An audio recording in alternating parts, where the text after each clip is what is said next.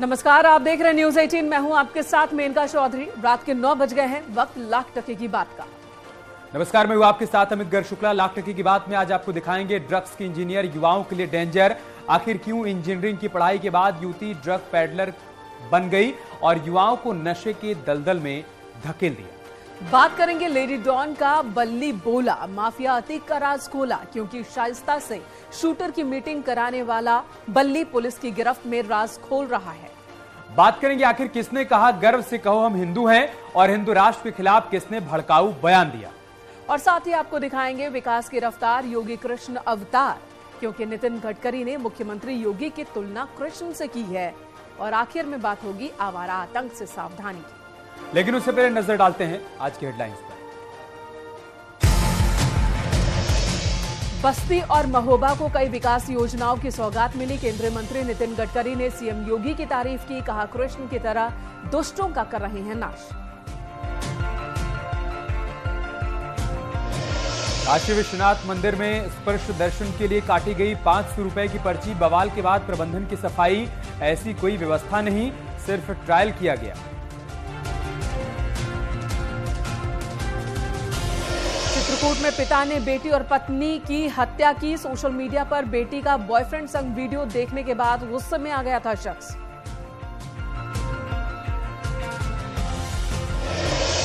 नोएडा में इंजीनियर युवती के घर से बरामद हुई 25 लाख रुपए की एमडीएमए ड्रग्स। 3 आरोपी गिरफ्तार, मास्टरमाइंड समेत 3 फरार। विदेश तक पहुंची पुलिस की पड़ताल।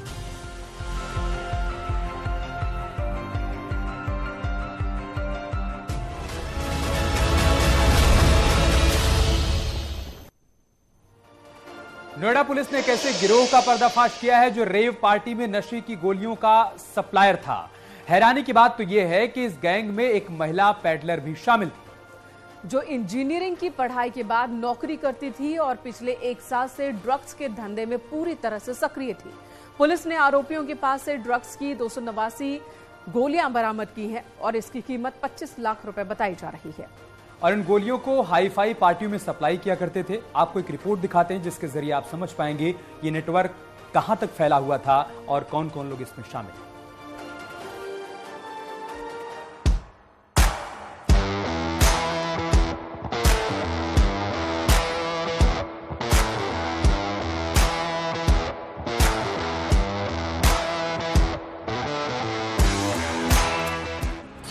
पैकेट में दिखने वाली रंग बिरंगी गोली किसी बीमारी के लिए नहीं, बल्कि ये गुलाम बनाने की दवा है और ज्यादा ले ली तो मौत पक्की है।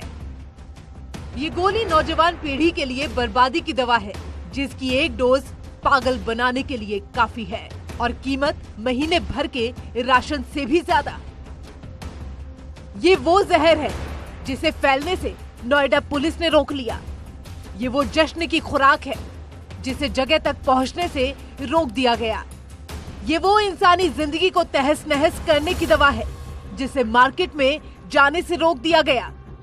तस्वीर में दिख रहे ये लोग ड्रग पैडलर हैं, जिसमें इंजीनियर की पढ़ाई के बाद नौकरी करने वाली युवती भी शामिल है। माँ बाप को उम्मीद थी बेटी पढ़ लिख कर खानदान का नाम रोशन करेगी, लेकिन ये उस जश्न में नशा घोलने की तैयारी में थी जिस पर नोएडा पुलिस ने पानी फेर दिया। लड़की कंप्यूटर इंजीनियर है और बीआईटी बेल्लोर से इसने कंप्यूटर साइंस में किया है और यही सेक्टर 82 में एक फैक्ट्री में कंसल्टेंट के रूप में काम कर रही है। इसका ड्रग मंगा के सप्लाई करने में ही रोल है इसका। नोएडा पुलिस ने ड्रग की तस्करी करने के आरोप में 3 तस्करों को गिरफ्तार किया है, जिसमें एक महिला भी शामिल है। पुलिस ने आरोपियों के पास से ड्रग की 279 एमडीएमए गोलियां बरामद की हैं, जिसकी कीमत 25 लाख रुपए बताई जा रही है। बताया जा रहा है कि आरोपी रेव पार्टी में इन गोलियों का इस्तेमाल करने वाले थे और इन गोलियों को हाई फाई पार्टियों, एलाइट क्लास को सप्लाई करने वाले थे। देखिए, कल शाम को एक मुखबिर ने सूचना दिया था कि एक लड़का है जो नशीली गोलियों की सप्लाई करता है। इस पर हमारे एसीपी ने, एडिशनल डीसीपी ने और थाना अध्यक्ष ने पूरी कार्रवाई की, तो जो लड़का पकड़ा गया उसके पकड़ने के बाद सेक्टर 61 के एक मकान में दबिश दी गई, जहां से हमें 289 एमडीएमए नामक एक ड्रग है जिसकी गोलियां मिली हैं। और इसमें एक लड़की और उसका एक फ्रेंड और ये जो सप्लायर था ये पकड़ा गया है। हाई फाई पार्टियों में ड्रग्स सप्लाई करने वाले 3 तस्कर पुलकित, अभिषेक और पूजा को गिरफ्तार किया गया है। अभिषेक और पूजा प्रेमी प्रेमिका बताए जा रहे हैं, जिनका काम ड्रग्स मंगाकर सप्लाई करना था। बताया जा रहा है कि लड़की के घर से नीदरलैंड और अफगानिस्तान कोरियर के कुछ लिफाफे भी मिले हैं, जिसके बाद इस मामले की इंटरनेशनल ड्रग कनेक्शन की भी पड़ताल की जा रही है और फरार आरोपियों की तलाश भी जारी है। जो चौंकाने वाली बात है उसमें यह है कि जो महिला गिरफ्तार की गई है वो एक कंप्यूटर साइंस की इंजीनियर है और यहाँ पर नौकरी कर रही थी। उसी के घर से ये बरामद हुआ है। उसके पिता सरकारी रेलवे में इंजीनियर है और मां MBBS है। फिलहाल अब कनेक्शन की तलाश कर रही है नोएडा पुलिस और ये जानने की कोशिश कर रही है कि आखिर ये कहां से खेप आ रही थी, यहाँ कितने दिनों से सप्लाई हो जा रही थी। फिलहाल जो अभी जानकारी मिली है नोएडा पुलिस की तरफ से वो ये बताया गया है कि दिल्ली NCR में इसकी सप्लाई की जा रही थी। पिछले 1 वर्ष से ये काम कर रहे हैं, लेकिन अभी बहुत सारे सवाल हैं जिनकी खुद तलाश नोएडा पुलिस कर रही है और ये जानने की कोशिश कर रही है कि आखिर ये सप्लाई कब से हो रही थी, इस पूरे नेक्सस में कौन कौन है, कहां से सप्लाई हो रही थी, किनको सप्लाई की जा रही थी। ये तमाम सवाल है जिनके जवाब नोएडा पुलिस खंगालने में जुटी हुई है। साथ ही इंटरनेशनल कनेक्शन की भी तलाश जारी है। हैरान कर देने वाली बात तो ये है कि MDMA गोलियों को लेने वाले ज्यादातर युवा हैं, जिसे खरीदने के लिए नशेड़ियों को 8 से 10 हजार रुपए तक खर्च करने पड़ते हैं और इसे खरीदना इतना भी आसान नहीं होता, क्योंकि मार्केट में इसे बहुत ही गुपचुप तरीके से बेचा जाता है और ज्यादातर इसकी सप्लाई रेव पार्टी में होती है। Bureau report, news 18।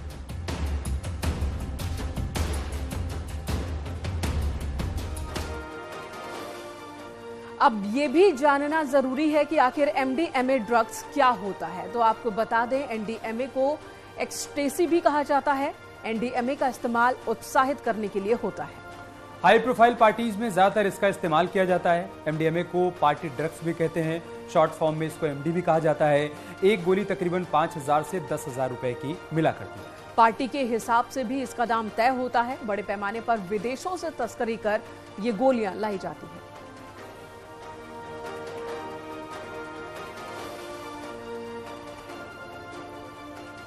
किस तरीके से पूरा नेटवर्क फैला हुआ था, पुलिस की कोशिश है कि इस नेटवर्क की तह तक जाया जाए और इसमें जो लोग शामिल हैं उन सभी को पकड़ा जाए, उन सभी को गिरफ्तार किया जाए। लेकिन इस बीच हम आपको बता रहे हैं कि कैसे पूरा नेटवर्क फल फूल रहा था। हाई प्रोफाइल पार्टीज में लोग इसे सप्लाई किया करते थे।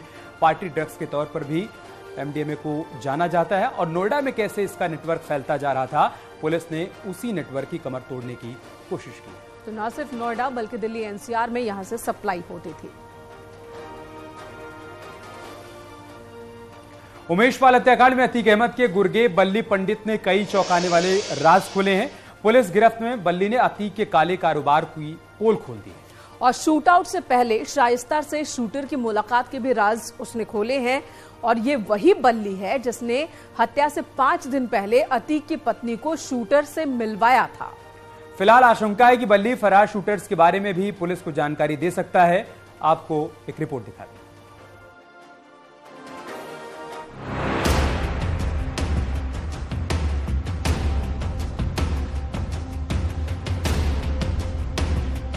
अतीक का गुर्गा बल्ली जो पुलिस के कब्जे में है और उसने कई ऐसे चौंकाने वाले राज खोले हैं जिससे अतीक एंड फैमिली की साजिश बेनकाब हो जाएगी। शूट आउट से पहले शाइस्ता से मुलाकात हुई। नफीस बिरयानी को बताया अशरफ का दोस्त। प्रयागराज के 2 बड़े अस्पतालों में अतीक का शेयर। लखनऊ नोएडा के 2 बिल्डर से अतीक के संबंध। शूटर असद और गुड्डू के बारे में दी जानकारी। अतीक के करीबी बल्ली ने पुलिस पूछताछ में और भी कई राज उगले हैं, जिसके बाद से पुलिस के कान खड़े हो गए हैं। ये वही बल्ली है जिसने शूट आउट से पहले अतीक की पत्नी शाइस्ता की शूटर साबिर से मीटिंग करवाई थी और फिर वारदात को अंजाम देने में उस गैंग का हिस्सा रहा था, जिसे अतीक और उसका भाई अशरफ ऑपरेट कर रहा था। उमेश पाल हत्याकांड के बाद एसओजी और एसटीएफ की टीमें लगातार संदिग्धों की धरपकड़ में जुटी हैं। इसी के तहत पुलिस ने बल्ली उर्फ सुधांशु को हिरासत में लिया था, जो कि अतीक अहमद का गुर्गा है। पुलिस सूत्रों का दावा है कि बल्ली ने कई अहम राज उगले हैं। उसने इस बात की जानकारी दी है कि शाइस्ता परवीन उसके घर जब गई थी, वीडियो में साबिर जैसा दिख रहा शख्स साबिर नहीं है बल्कि मरिया डी का कोई दूसरा शख्स है। उसने ये जानकारी भी दी है कि उसके भाई हिमांशु के रिसेप्शन में शाइस्ता परवीन उससे मिलने उसके घर आई थी। इसके साथ ही साथ अतीक अहमद की कई बेनामी संपत्तियों के बारे में भी बल्ली ने राज खोला है। उमेश पाल हत्याकांड में अतीक एंड फैमिली के ज्यादातर सदस्य अब जांच के दायरे में हैं और खुद को निर्दोष बताने वाली शाइस्ता अब हाईकोर्ट का दरवाजा खटखटा रही है। यही वो वीडियो है जिसमें शाइस्ता शूटर साबिर और बल्ली के साथ दिखी थी और इस वीडियो के सामने आने के दूसरे दिन ही शाइस्ता पर 25,000 का इनाम घोषित हो गया और तब से वो फरार चल रही है। हालांकि अग्रिम जमानत के लिए हाईकोर्ट में अर्जी दी है, जिस पर अगले हफ्ते में सुनवाई संभव है। श्रीमती शाइस्ता परवीन की ओर से उमेश पाल हत्याकांड में अग्रिम जमानत की याचिका दाखिल की गई है। याचिका में आरोप लगाया गया है कि उन पर जो है राजनीतिक साजिशवश जो है उनके पति के पर ये मुकदमा लगाया गया है और जो है तमाम आरोप के साथ ये याचिका दाखिल की गई, जिससे संभवतः जो है अगले हफ्ते सुनवाई होगी। अपराध की दुनिया में कई साल तक बादशाहत कायम करने वाले अतीक का पूरा परिवार अब बिखर चुका है। शाइस्ता कोर्ट से जमानत की कोशिश में है। अतीक का बेटा असद गिरफ्तारी से बचने के लिए इधर से उधर भाग रहा है और अतीक के 2 बेटे लापता हैं। लेकिन अतीक जरूर ये भूल कर बैठा है कि 2017 से पहले का उत्तर प्रदेश नहीं है, बल्कि नया उत्तर प्रदेश है, जिसमें माफिया राज नहीं बल्कि योगी राज है। और यही अंजाम अरबाज उस्मान के बाद बाकी शूटर्स का भी होने वाला है। बस इंतजार उस वक्त का है जब यूपी पुलिस सभी वांटेड का ठिकाना पता करेगी। फिर सरेंडर नहीं तो एनकाउंटर, जैसा बीजेपी के विधायक भी कह रहे हैं। ऐसे अपराधियों को जैसे हमारी पुलिस कर रही है, सरेआम गोली मार रही है, ऐसे अपराधियों को ऐसे ही एक एक करके सबको मार देना चाहिए, ताकि आगे आने वाले भविष्य में कोई अपराधी इस तरह की घटना करने से बचे। खैर, अतीक को प्रयागराज लाने की तैयारी है। 25,000 की इनामी शाइस्ता को गिरफ्तार करने के लिए दबिश दी जा रही है और अतीक समेत 5 शूटर्स की तलाश हो रही है, जो जल्द ही पुलिस की गिरफ्त में होंगे। लेकिन इस बीच बल्ली का खुलासा अब पुलिस के लिए काम आसान कर सकता है और उन बिल्डरों पर भी कार्रवाई हो सकती है जिसके राज बल्ली ने पुलिस गिरफ्त में उगले हैं। Bureau report, news 18।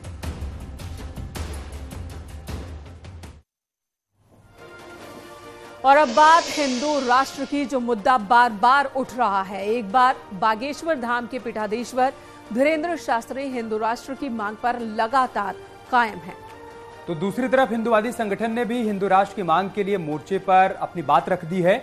इस बीच सीएम योगी का भी एक बयान सामने आ गया है, जो काफी चर्चा का विषय बना हुआ है। मुख्यमंत्री योगी आदित्यनाथ ने कहा कि स्वामी विवेकानंद ने कहा था कि गर्व से कहो हम हिंदू हैं। स्वामी विवेकानंद ने ये एहसास हर भारतवासी को करवाया था। तो साथ ही साथ सीएम योगी ने कहा कि क्या हम अपनी परंपराओं पर गौरव नहीं जताएंगे क्या? आपको सीएम योगी का वो बयान सुनवाते हैं। स्वामी विवेकानंद ने इस बात को कहा था, गर्व से कहो हम हिंदू हैं। तो स्वामी विवेकानंद ने ये एहसास हम सबको करवाया था, हर भारतवासी को कराया था कि अगर हम अपनी परंपरा पर ही गौरव की अनुभूति नहीं करेंगे, यह देश जब पाकिस्तान के द्वारा थोपे गए युद्ध का मुकाबला कर रहा था, और वो अभी तब जब 1962 में चीन के साथ हुए युद्ध के 3 वर्ष के अंदर ही जब पाकिस्तान ने फिर से भारत पर युद्ध थोपा था।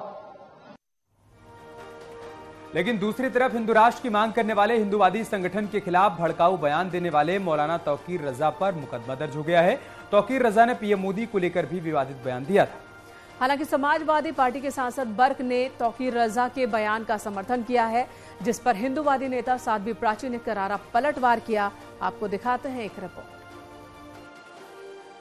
हिंदू राष्ट्र की मांग करने वाले जो गैर कानूनी मांग है, उन ऐसे मांग करने वाले लोगों पर मुकदमा कायम क्यों नहीं किया जा रहा है? विश्व हिंदू परिषद और बजरंग दल जैसे आतंकवादी संगठनों पर पाबंदी क्यों नहीं लगाई जा रही है, जो देश का माहौल खराब करने की कोशिश कर रहे हैं? देश में एक और बंटवारा कराने की कोशिश कर रहे हैं। इन पर देशद्रोह के मुकदमे क्यों नहीं कायम किए जा रहे हैं? ये हैं इत्तेहादी मिल्लत काउंसिल के राष्ट्रीय अध्यक्ष मौलाना तौकीर रजा, जिसे पूरा नहीं सुनाया जा सकता। बावजूद इसके कुछ सियासतदान मौलाना तौकीर के समर्थन में। विश्व हिंदू परिषद और बजरंग दल जैसे आतंकवादी संगठनों पर पाबंदी क्यों नहीं लगाई जा रही है, जो देश का माहौल खराब करने की कोशिश कर रहे हैं, देश में एक और बंटवारा कराने की कोशिश कर रहे हैं। इन पर देशद्रोह के मुकदमे क्यों नहीं कायम किए जा रहे हैं? अब इन्हें देखिए, ये हैं समाजवादी पार्टी के सांसद शफीकुर रहमान बर्क, जिन्होंने तौकीर रजा के विवादित बयान का समर्थन किया है और हिंदू राष्ट्र की मांग करने के खिलाफ नया शिगुफा छेड़ दिया है। जब कानून मौजूद है तो इस्कुन के नारे लगाना या आरएसएस के लोगों का बीजेपी का इस्कुन की मांग करना, ये बिल्कुल कानून के खिलाफ है। लेकिन जिस तरीके से जो मांग करने वाले लोग हैं उनके खिलाफ देशद्रोह की हाँ, बिल्कुल उनके खिलाफ कार्रवाई होनी चाहिए। कि क्यों आइन के खिलाफ, मुल्क के कानून के खिलाफ क्यों कार्रवाई कर रहे हैं?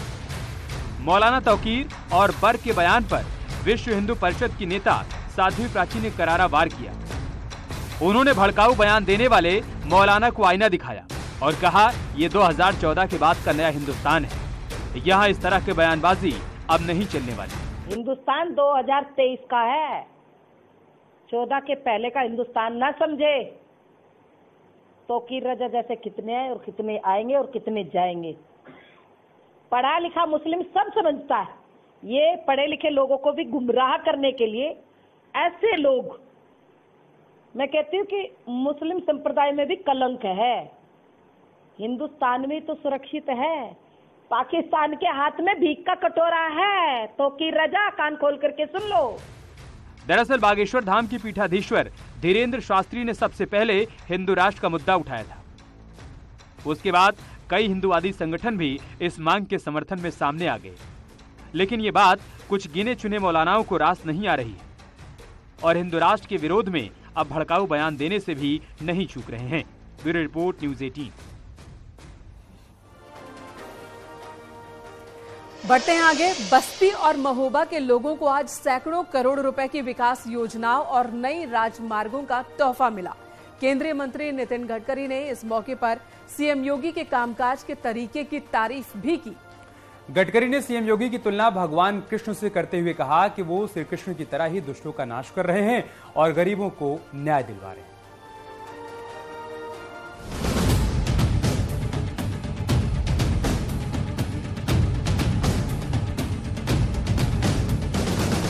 उत्तर प्रदेश में विकास की रफ्तार को और धार देने के लिए केंद्रीय मंत्री नितिन गडकरी ने 10,000 करोड़ की सौगात दी है और 18 सड़कों का तोहफा दिया है, जिससे उत्तर प्रदेश के साथ ही दूसरे राज्यों से भी कनेक्टिविटी बेहतर हो सके और सड़कों के जाल से विकास की चाल और तेज होगी।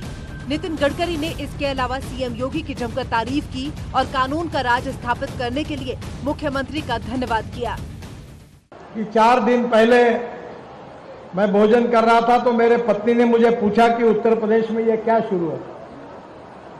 जब मैंने उनको उसकी जानकारी बताई तो उसने मुझे भगवत गीता की वो बात बताई कि जब जब अन्याय होता है, अत्याचार होता है तो मैं अवतार लूंगा और दुष्टता को और दुर्बलता को मैं पूरी तरह समाप्त करूंगा। ऐसा जिस प्रकार से श्री कृष्ण जी ने कहा और किया था, उसी प्रकार से योगी जी ने, जो दुष्ट प्रवृत्ति के लोग थे, जो समाज के लिए घातक थे, जो सज्जन लोगों पर अन्याय अत्याचार करते थे, उन सज्जनों के रक्षणार्थ जो उन्होंने बहुत ही कठोर कदम उठाया है, इसके लिए व्यक्तिगत रूप से और देश की जनता की ओर से मैं योगी जी का बहुत बहुत अभिनंदन करता हूं, उनको धन्यवाद देता हूं। सीएम योगी आदित्यनाथ की तुलना भगवान कृष्ण से करने के साथ ही नितिन गडकरी ने पिछली सरकार पर चुटकी ली और किस्सा बताते हुए कहा कि तब सड़कें ऐसी हुआ करती थी कि बाइक चलाने वाला आगे कम पीछे ज्यादा देखता था, कहीं उसकी पत्नी नीचे न गिर जाए। रोड में बहुत गड्ढे थे, पर वो मोटरसाइकिल पर बढ़कर पीछे पीछे मुड़कर देख रहा था। तो मुझे मेरे साथ बैठे हुए नेताजी ने कहा कि देखो, वो लड़का आपको देख रहा है, देखना चाहता है, इसलिए पीछे पीछे मुड़कर देख रहा है, मैंने कहा वो मुझे नहीं देख रहा है, वो बार बार अपने पत्नी को हाथ लगाकर पीछे देख रहा है कि गिर गई, है कि गिर गई। उस समय ऐसे रास्ते थे। सीएम योगी के गड्ढा मुक्त अभियान का ही असर है कि यूपी के ज्यादातर जिलों में सड़कें पहले के मुकाबले बेहतर हुई हैं और कनेक्टिविटी के मामले में यूपी से लगभग हर राज्यों के लिए अच्छी सड़कें बन गई हैं और बन रही हैं।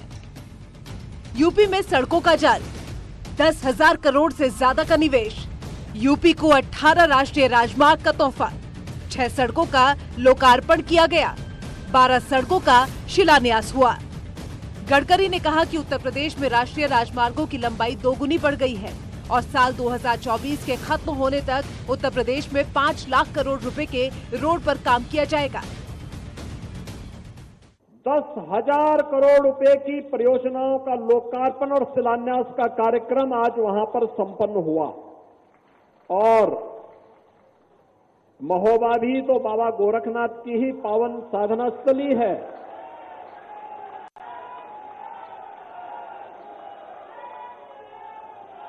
वीर आला और उदल ये भूमि है और मुझे बताया गया कि गोरखगिरी में अब तो पर्यटकों की संख्या पहले की तुलना में 3 गुना से अधिक बढ़ चुकी है और जब रोपवे बन जाएगा तो ये और आगे बढ़ जाएगा। योगी नीति का ही असर है कि उत्तर प्रदेश में पर्यटकों की संख्या बढ़ रही है और सड़क के साथ ही हवाई मार्ग से भी पर्यटक उत्तर प्रदेश के धार्मिक स्थलों पर पहुंच रहे हैं और ग्लोबल इन्वेस्टर समिट से 35 लाख करोड़ के आंकड़े को पार किया जा सका। Bureau report, news 18।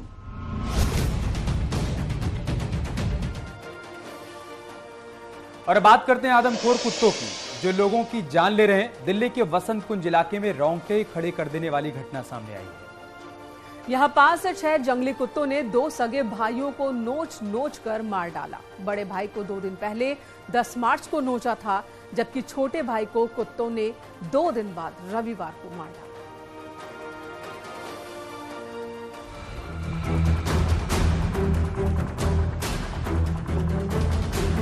आदमखोर कुत्तों से सावधान, आवारा आतंक ने ले ली जान।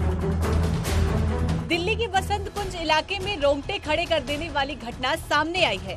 यहाँ 5 से 6 जंगली कुत्तों ने 2 सगे भाइयों को नोच कर मार डाला। बड़े भाई को 2 दिन पहले 10 मार्च को नोचा था, जबकि छोटे भाई को कुत्ते ने नोच कर रविवार को मार डाला। दूसरे बच्चे की एक डेथ हो गई है, तो 2-3 दिन पहले एक और बच्चे की डेथ हुई थी और उसी परिवार में एक और बच्चे की यहाँ डेथ हुई है। तो हम वो यही देखने आए हैं।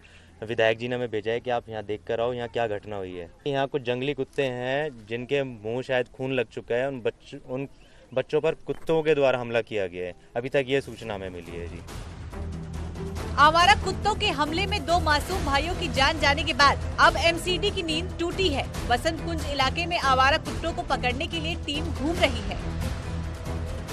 पश्चिमी दिल्ली के वसंत कुंज इलाके में 2 दिन पहले 2 मासूम भाइयों को जंगली कुत्तों ने, जो आवारा भी हैं, उन्होंने बुरी तरह से नोच लिया था और उसके बाद उनकी मौत हो गई थी। इस वक्त मैं जिस जगह पर हूं, यहां पर आपको तस्वीरें दिखाऊंगा कि उन कुत्तों को पकड़ने के लिए यहां पर जो जानवरों को पकड़ने वाली टीमें हैं वो यहां पर पहुंची हैं और यहां पर जो यहां पर कुत्ते हैं वो आवारा कुत्ते जिनके बारे में बताया जा रहा था, ये टीमें देखिए, इनके हाथ में कई ऐसे यंत्र हैं जो उन कुत्तों को पकड़ने के लिए यहाँ पर स्पेशली आए हुए हैं। आवारा आतंक की घटनाएं कम होने का नाम नहीं ले रही। बीते 21 फरवरी को हैदराबाद से आई तस्वीरों ने दिल को झकझोर दिया था, जहां बच्चों को कुत्ते ने नोचकर मार डाला था। वहीं नोएडा में भी आवारा आतंक देखने को मिला है, जहां सेक्टर 117 में मॉर्निंग वॉक कर रहे एक शख्स को कुत्ते ने दौड़ाकर काट डाला। रॉ अध्यक्ष कोसिंदर यादव के साथ हुई ये घटना सीसीटीवी में कैद हो गई। फिलहाल तो ये घटनाएं जितनी डराने वाली हैं, उतनी ही हैरान भी करने वाली हैं। ऐसे में आप या आपके बच्चे जब भी बाहर निकलें, थोड़ा सा सजग रहें और सावधान जरूर रहें। Bureau report, news 18। यहाँ रुकेंगे एक छोटे से ब्रेक के लिए। खबरें जारी हैं, बने हमारे साथ।